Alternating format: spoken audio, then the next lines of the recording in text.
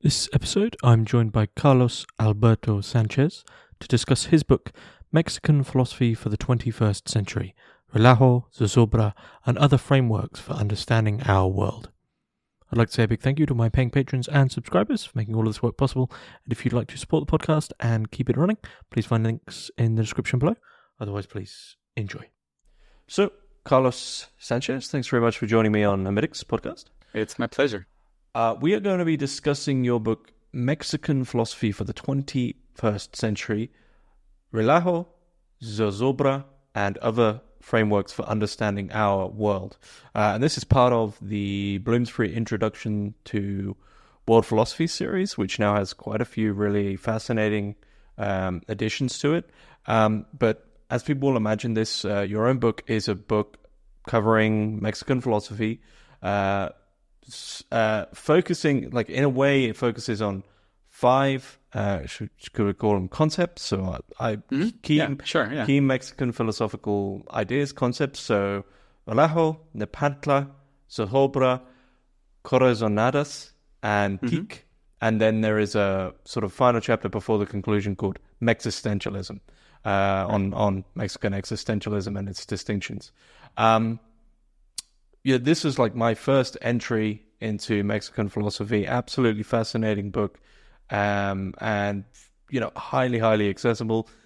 Whilst at the same time, always having this discussion about how this applies to, sort of, I guess, I don't want to say the antagonist, but like the Western world. How these concepts can integrate into that world and be a benefit. So, basically, great book, fascinating book. So, before we dive in, Carlos, just tell us a little bit about yourself, what it is you do, and the origin of this book.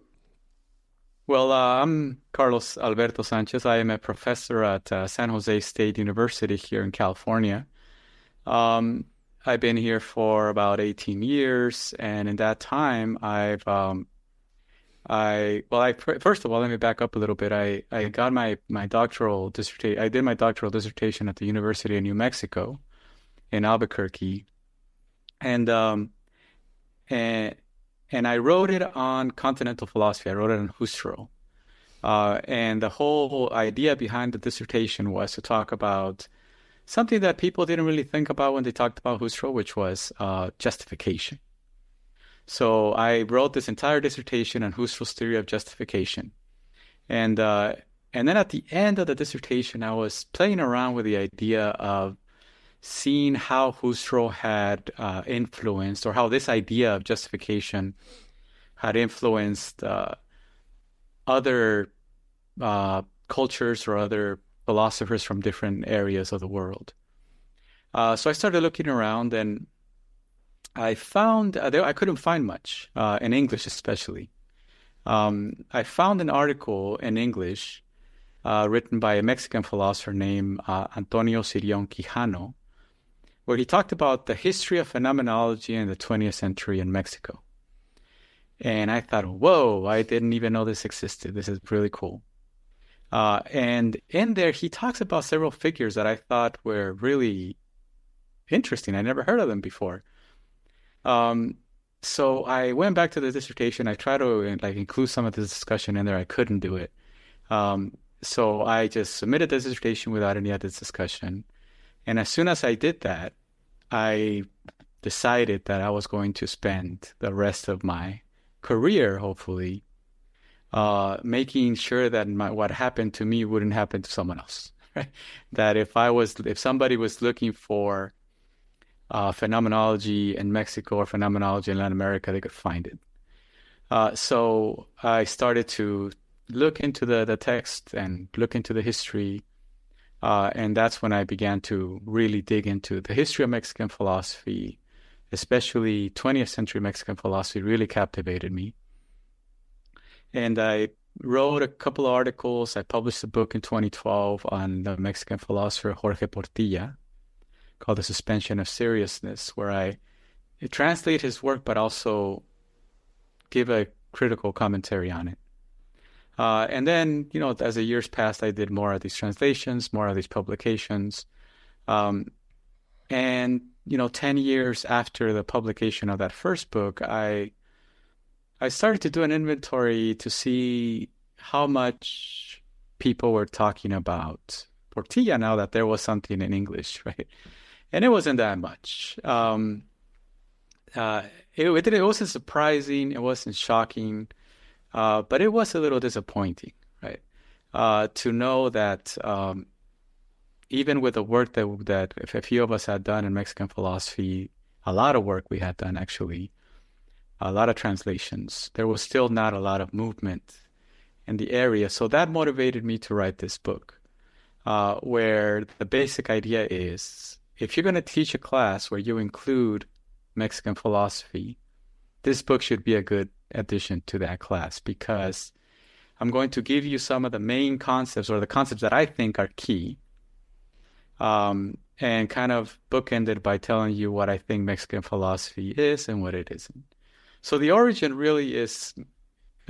the book is really my sense that not a lot of attention was being paid to Mexican philosophy after all the work that I'd done, or the work that we'd done. And so I had to motivate that a little bit, and that's why I wrote the book. So it seems like Mexican philosophy then as a scholarship is very, very new. It is in the United States, right? In the United States, Mexican philosophy enters the philosophical academic world sometime in the 1990s. Amy Oliver, who's a philosopher at American University in Washington, D.C., published a couple of articles in the 90s on certain figures in Mexican philosophy. And before her, there were attempts to talk about Mexican philosophers, but they wouldn't call them philosophers.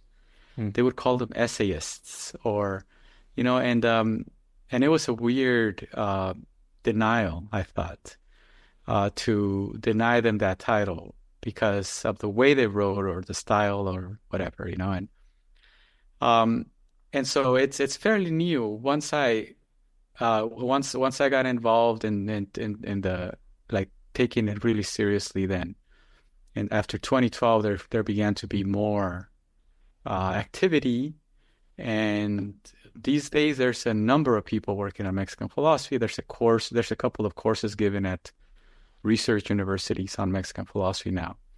So the area in English in the United States is very new. Yeah. Has anything surprised you about studying Mexican philosophy? Well, I think what surprised me the most about Mexican philosophy is how in touch they were with the Western traditions that were ignoring them, right? They were very in touch with the European tradition. For example, during the 1940s, there was this huge enthusiasm for existentialism in Mexico, and unlike in the United States, the enthusiasm in Mexico was very feverish. It was like everybody was working on it, to the point that they invited Merleau-Ponty to Mexico City in the late 1940s, and he came and he talked to them about what they were doing, and they published it in the newspaper, and it was a big deal, right? They were the first to translate Martin Heidegger's Being and Time from German to any other language besides German, right? So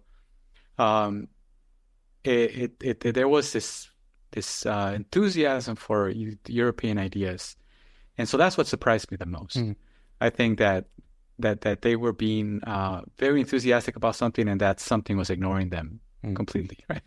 So I don't want to get too conspiratorial, but why do you feel it is that they were ignored?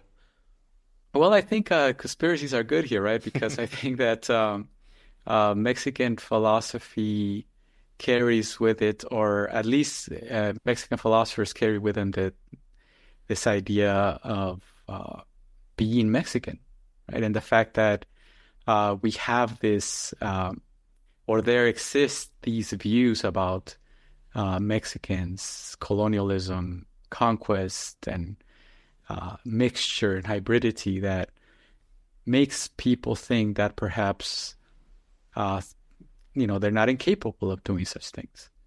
And I think that's obviously that's bad, and it's a horrible way to look at things. But I think it has happened to the point that I suspect that the reason why you don't see Mexican philosophers included in anthologies here on 20th century philosophy has to do with more than translation, right? It has to do with the fact that they look at the name, they look at the origin, and they think, well, we shouldn't worry about that, or let's not worry ourselves too much over that. Oh, well, I feel like your book is paving this book is paving the way. And just before we do get into the philosophy itself, there's, you sort of begin the book with these notions, not so much of as an antagonism against European or Western philosophy, but actually as post-Western philosophy. What do you mean by that? Well, I think that, that enthusiasm that I talked about, for Western ideas, I think was genuine. And Mexican philosophers were trying to add to a conversation. They were trying to add their own 2 cents, their own input into the history of Western philosophy in some way or another. They were trying to do this. But at the same time, I think that they couldn't do it in that pure sense of just talking about the ideas. There was this element of circumstance, this element of history that was always it was always internal to their discussion, right? It was something about their situation, about their historical rootedness that was always coloring their philosophical interpretations of Western ideas, which made it seem as though they were really, contributing to that discussion, to the Western philosophical discussion. But at the same time, they were not. It was not Western philosophy that they were doing. And so one of the things that I say in the book is that, okay, well, it's not non-Western either, right? Like, there's nothing non-Western about it. I mean, there are elements of an indigenous idea, indigenous thinking here, in the thought of Mexican philosophers, but it is incorporated into what they're saying about Western philosophy. So it's not Western and it's not non-Western. It goes beyond these dichotomies, and so I called it post-Western because of that, going beyond that. This attempt to say something extra, right, that was not included in those two traditions. Mm-hmm.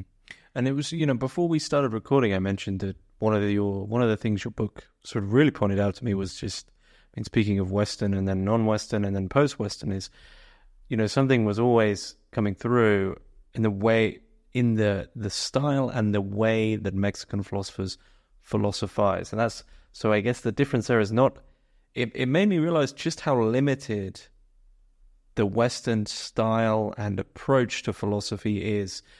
Westerners are great at mucking around with the content. We've got tons of content that goes, reams and volumes of content. But the actual style and approach, and I'm struggling to articulate this because it's very intuitive. It's very communal. Maybe the focus in the West is a bit too much on the self, on a very strict I. But what would you say, if you agree with me there, what would you say the distinct differences between the Western and the Mexican style and approach to philosophizing? Well, like in the book, I call it circumstantialism, right? And I take that term, or I appropriate it and paraphrase it from the Spanish philosopher Ortega y Gasset, José Ortega y Gasset. And the idea behind that is that Ortega y Gasset had argued back in the 1914s that the self was a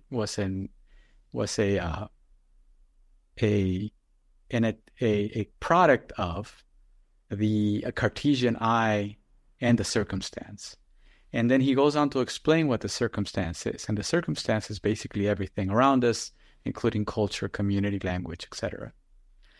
Mexican philosophers took that seriously, right? And the idea was that we are going to define ourselves not as isolated cogitos, not as isolated monads, right? We're going to be selves that are both egos and circumstance / history / community, right? So everything that we're going to say is going to be colored by that. And I think that the main difference then between this Western approach and the Mexican approach is that in what they're saying, especially the figures that I work with, and what they're saying about the world, about self, is always going to be enmeshed or contextualized within circumstance, or we can even say community and history and language and stuff like that. So it's more, we can ultimately say that it's more communal, it's more other oriented, really. Mm. And the Western circumstance, and I love this so much. The Western circumstance then is just too serious. It's too caught up in itself. It takes itself a bit too seriously. I think so, and I think that Mexican philosophers were also trying to take themselves seriously. Obviously, I think that Jorge Portilla, for example, the philosopher who I translated first, had that concept of relajo, right? And relajo is a suspension of seriousness that impedes the flourishing of a community. And he said that when he walked down the streets of Mexico City, he would see relajo destroying his community, right? Destroying his Mexico.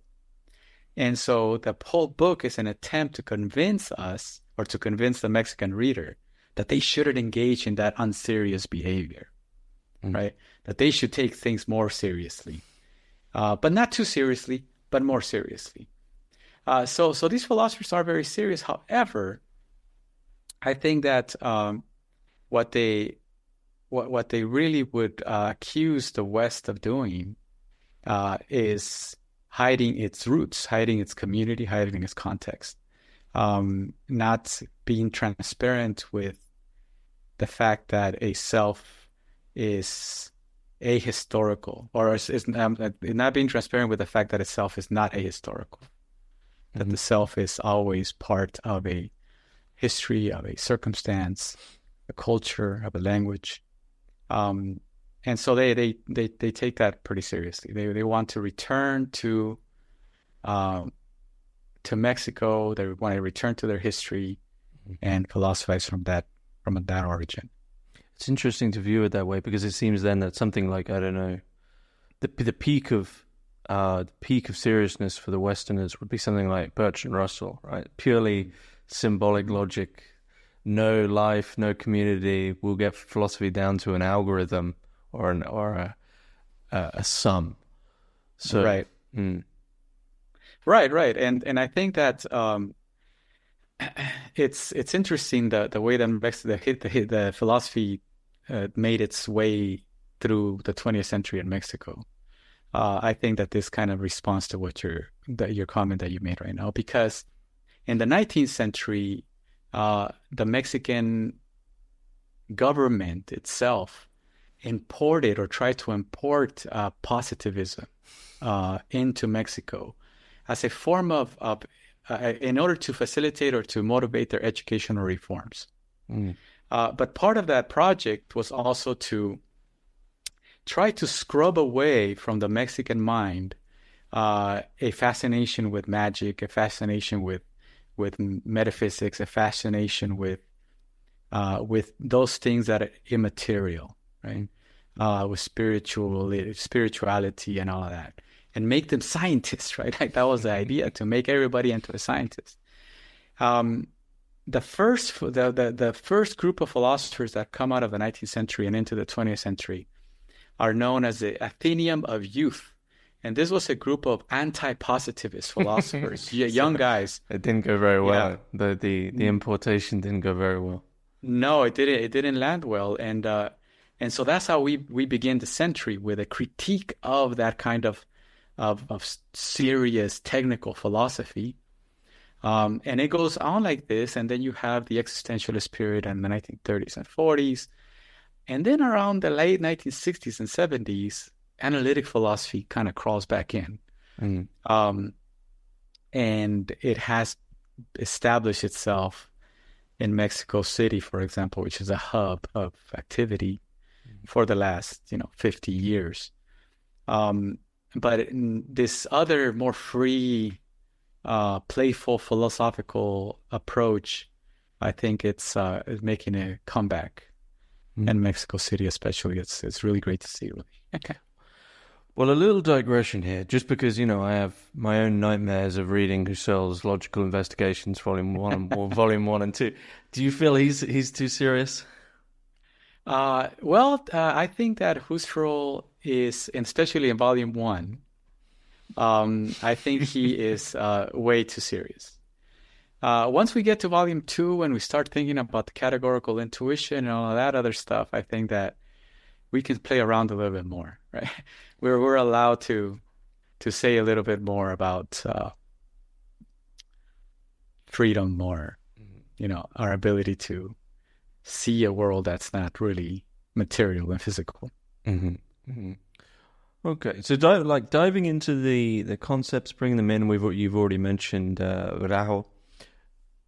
Throughout your book, there seems to be in Mexican philosophy an acceptance, perhaps even what begins as an acceptance becomes maybe something closer to a love of uncertainty, of flux, of change, but also within this of letting go of, as you said, circumstance, perspective, and event, and things that really aren't as solid.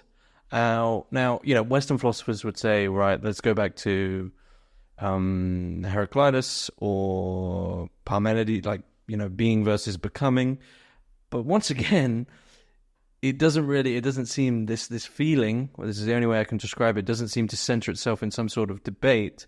Once again, it really is this focus on circumstance and dealing with what is, as opposed to right, I am a Parmenidean, everything is being, and I'm going to prove it. The philosophy begins from something that's already, it doesn't need to prove itself because it's already there. But there is this focus, it seems, on uncertainty, flux, change. Yeah, and again, I think that has to do with history, right? It's a historical idea, because what Mexican consciousness is aware of is a history of violence and uprooting, right? I think that part of the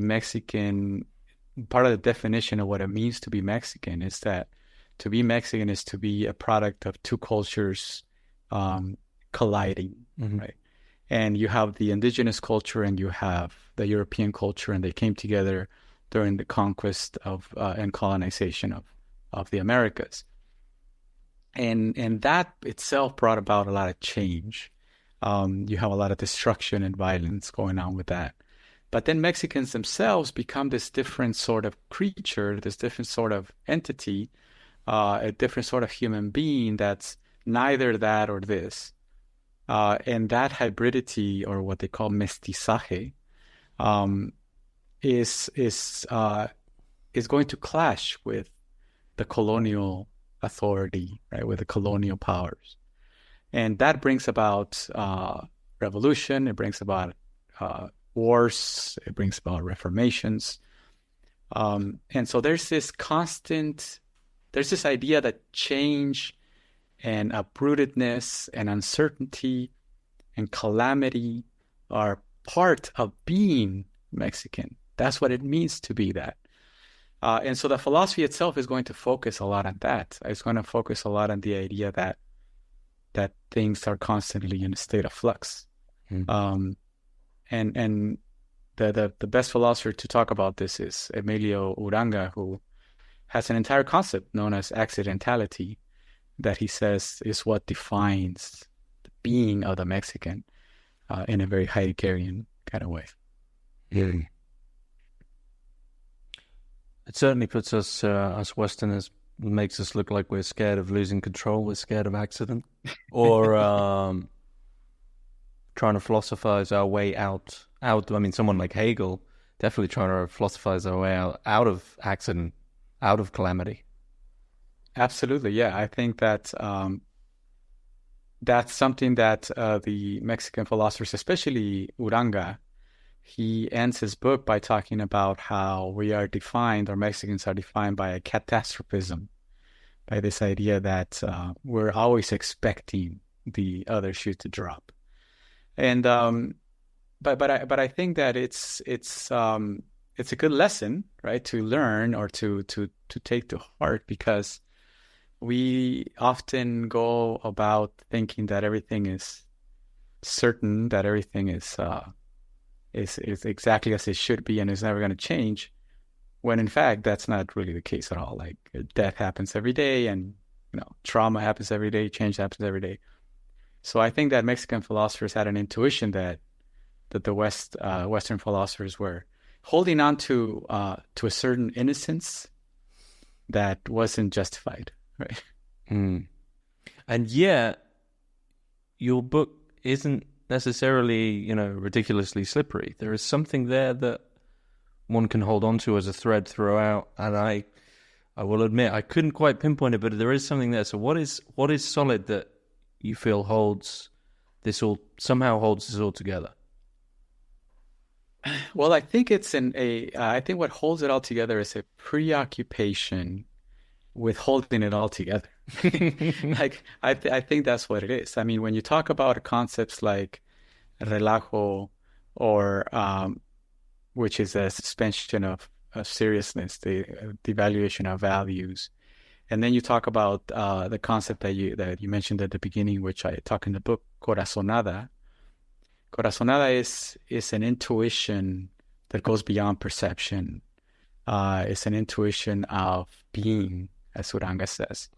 And so that's also an attempt to give an account for how we can come to know the world in ways that are not prescribed by, like, the Western philosophical tradition.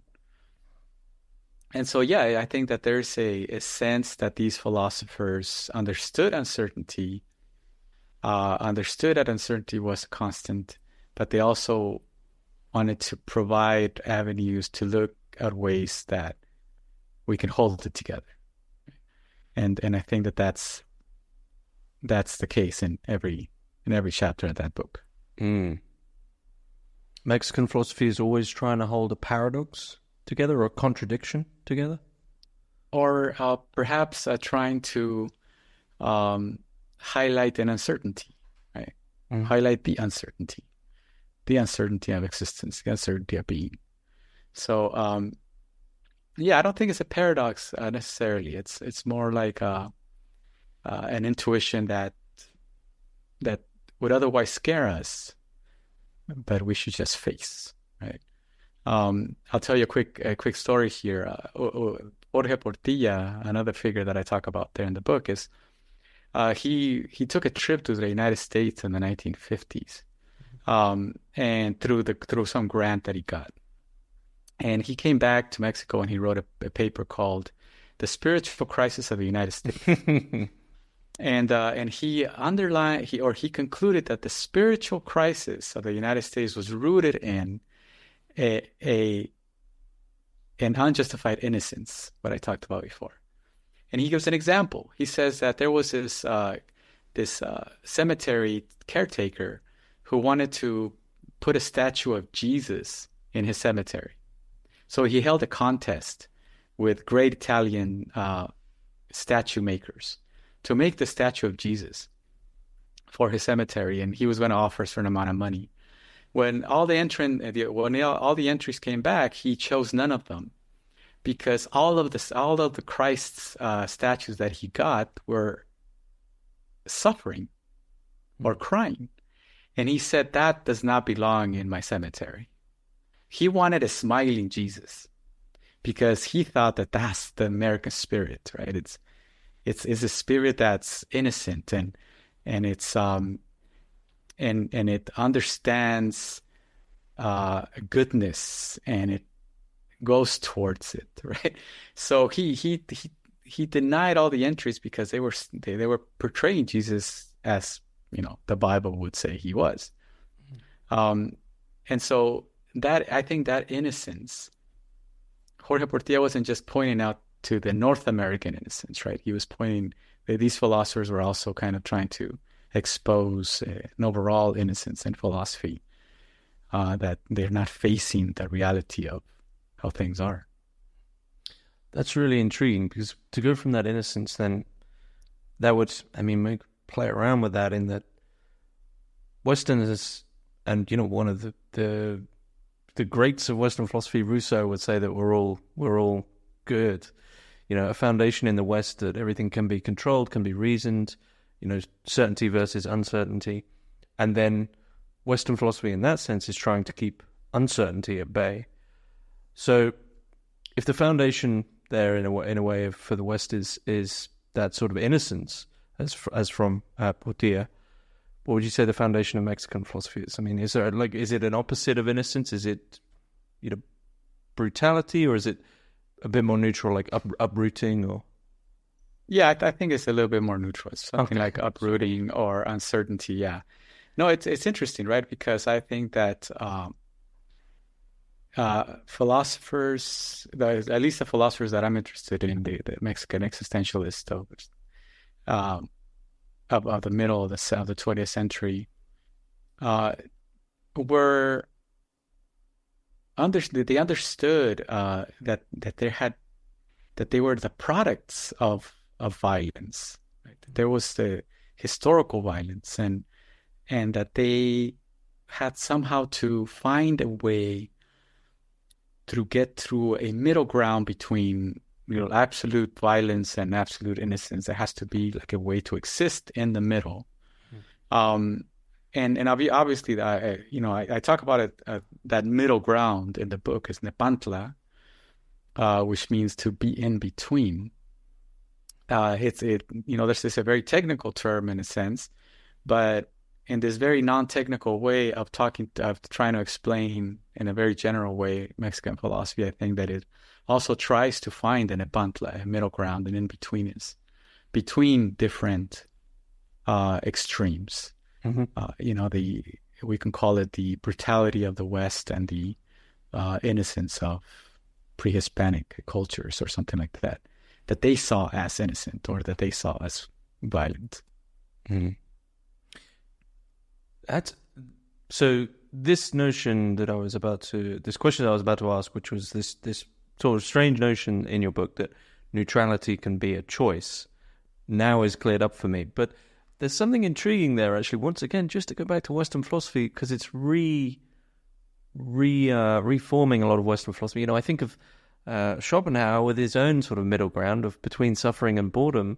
And here we would see, well, actually, he's saying that you just exist between these two, this pendulum. But the Mexican philosophy would understand, well, our circumstances are of suffering, are of violence. And then at that point, that's how neutrality can become an actual explicit choice. Maybe. Right. No, I think that's true. I think that's right. I think that neutrality can become a choice if you think that your survival is at stake, right? But it's not a neutrality in the sense of not doing anything, right? It's an active choosing of this middle ground, whatever that is. I think that the middle ground that Nepantla defines as a concept in Mexican philosophy is that middle ground between a destroyed past and an aggressive future, right? Between indigenous cultures and Western cultures, between innocence and violence, and so there's this it's a choice conditioned by a need to survive. It's how are we going to make our way through the world? Well, we take the middle path. Indigenous philosophy, philosophies that talk about this describe the world as a slippery road or a slippery world. And so in order to stand firm in that slippery world, you have to always be balancing yourself through the middle path. And I think that's also the case with philosophy. Mm. Is this why, Relo, there seems to be a suspicion, maybe not a suspicion, but a distrust of non-agency? Because once again, I'm drawing in, if we go right through to real modern Western philosophy, like someone like Slavoj Žižek, who idolizes Bartleby Scrivener, right? Who's saying, I would prefer not to. I mean, seen from the position of Mexican philosophy, that seems like the worst possible thing that one could do is to have that apathetic Western outlook, whereas from Relo, there's a real suspicion of those who are, aren't taking agency. Absolutely. That's absolutely true.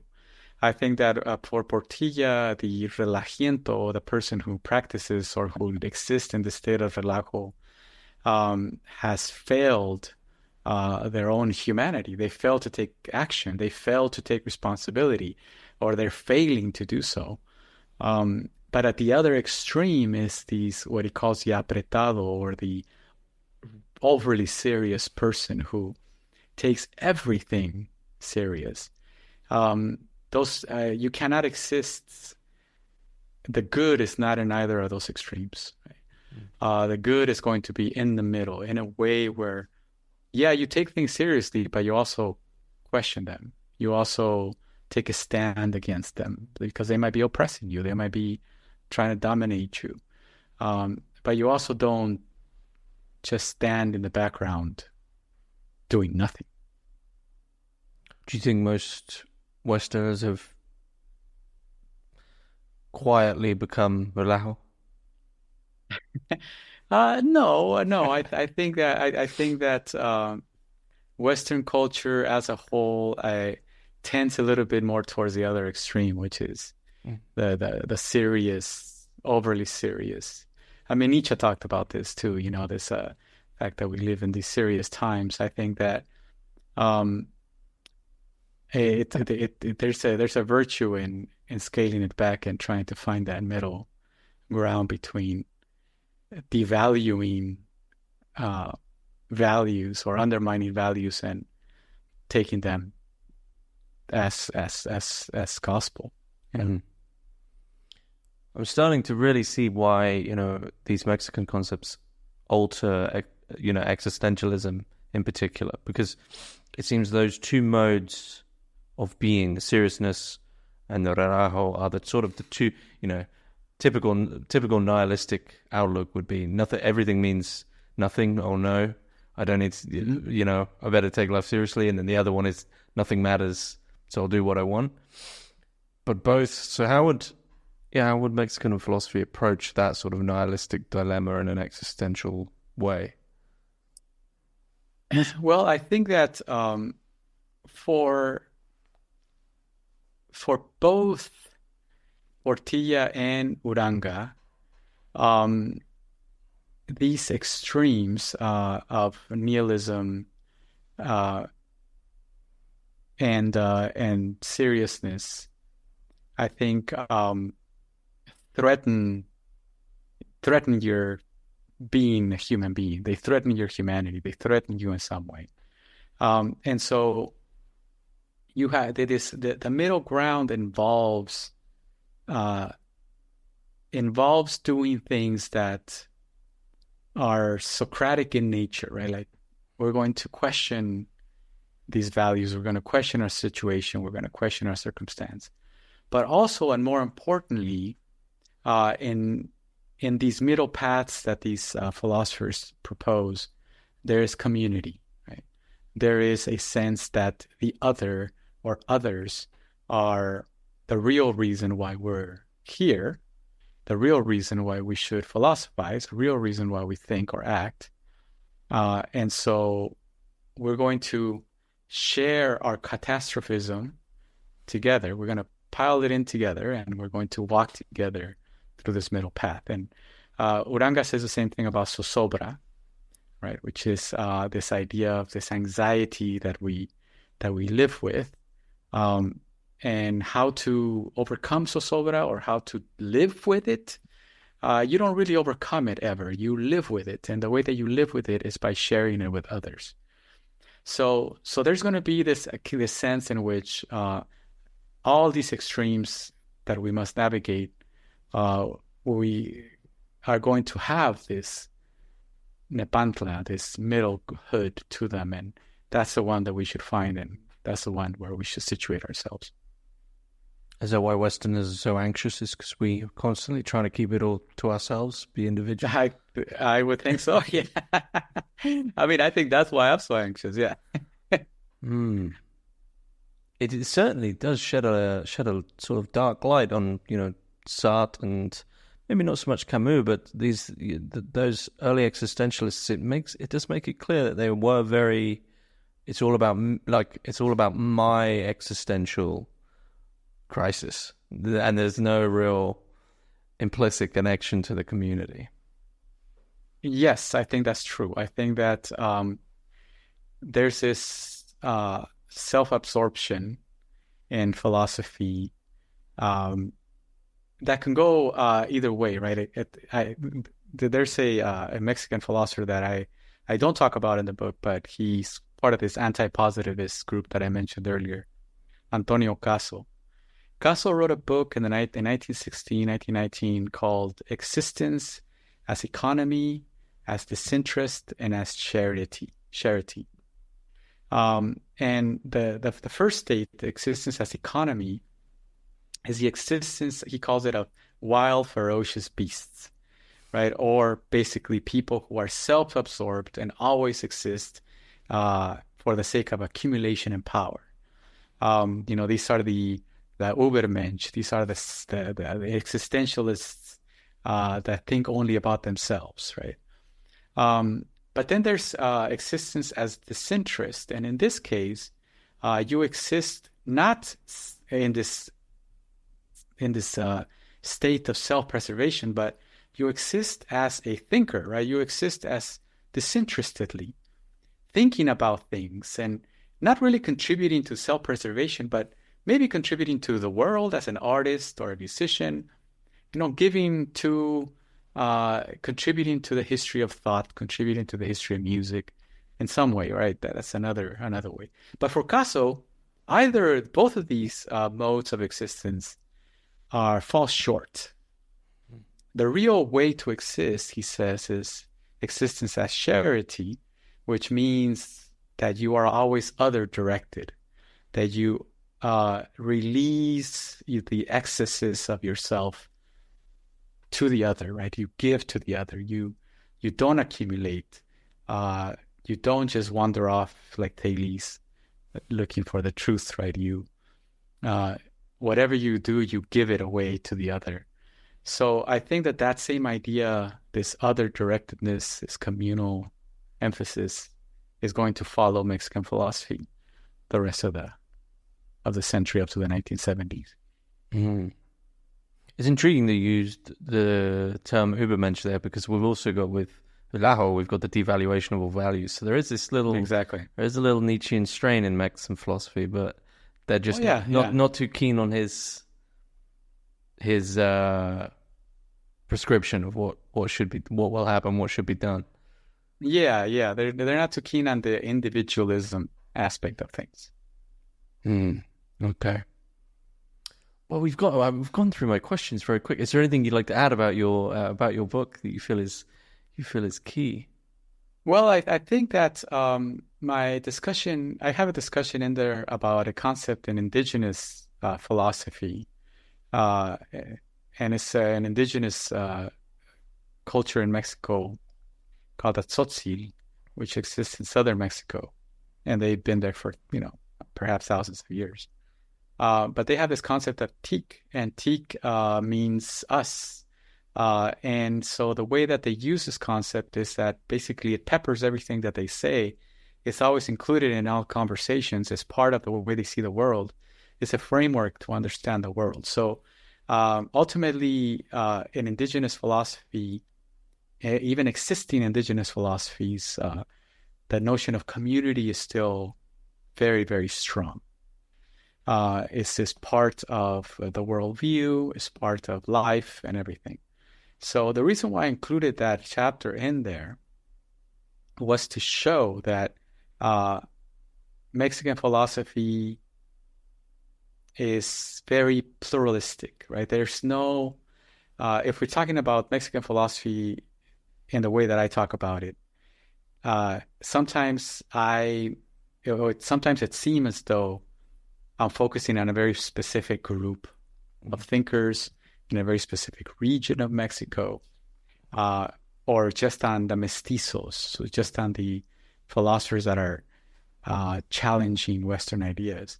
But Mexican philosophy is much more richer than that and includes indigenous traditions that I obviously I couldn't do justice to them in the book, but there's a lot more. So basically, I think what I'm trying to say is that I think that my book is a great introduction to Mexican philosophy. But, once you get hooked on it, hopefully, there's much more richness there that a reader could really tap into.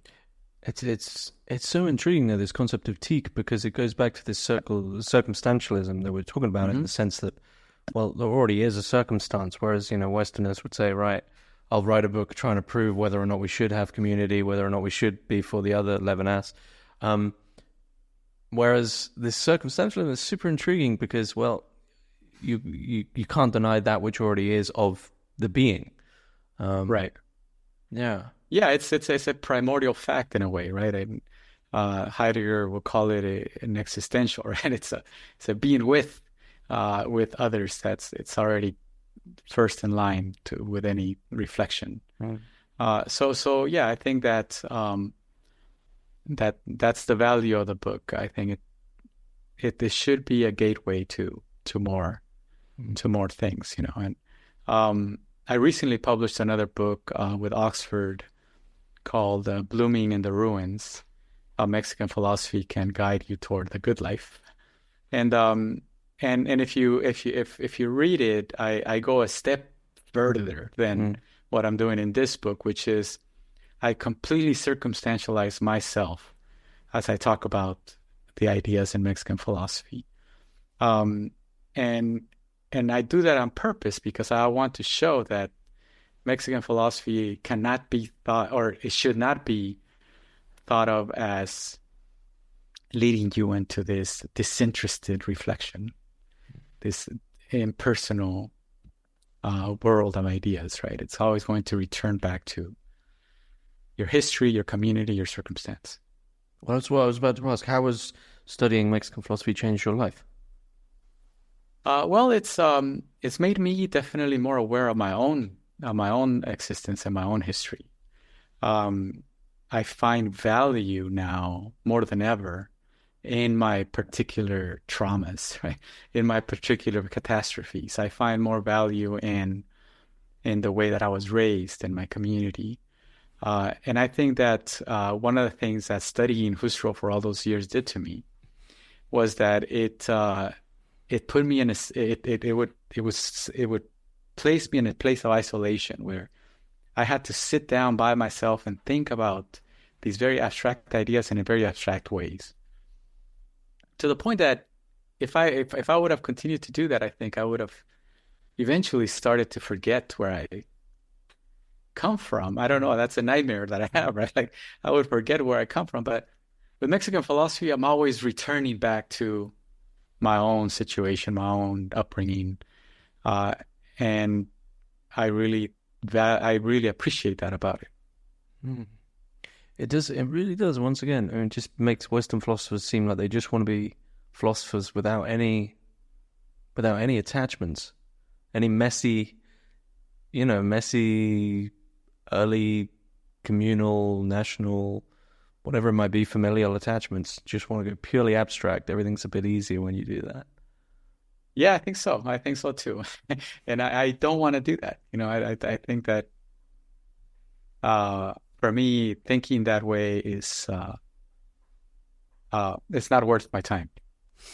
And and so I try not to. Mm. So what are you working on now? Obviously, you've just published this other book about the good life. Or are you just taking some time in the good life now? No, I wish, I wish that I could, but there's a lot of work to be done still in Mexican philosophy in terms of translations, in terms of my colleague Robert Sanchez and I, no relation. I'm Carlos Sanchez, Robert Sanchez, we're not related at all. But we started a journal called the Journal of Mexican Philosophy about 3 years ago. We're on our third issue now. So working on that, trying to make sure that there's a place for people that want to write on Mexican philosophy to publish their work. I'm just right now just working on small papers, working on talks, thinking about the next book, and just trying to figure out where I'm going to go next. But it's not stop. I think that I have a duty to that person, to myself, in 2006 when I turned in my dissertation, right? And I realized that no one had done this work. So now I have a duty to that person to continue to do that work. So obviously, other than your own book, where would you advise people to begin with Mexican philosophy? Well, there's I think that the wherever there's translated work, especially if you're English speaker, if you can find Mexican philosophy translated in English, that's fantastic. All of my books are 90% of them are on Mexican philosophers. They either talk about them or translated some work in those books. So you can start with my work for sure.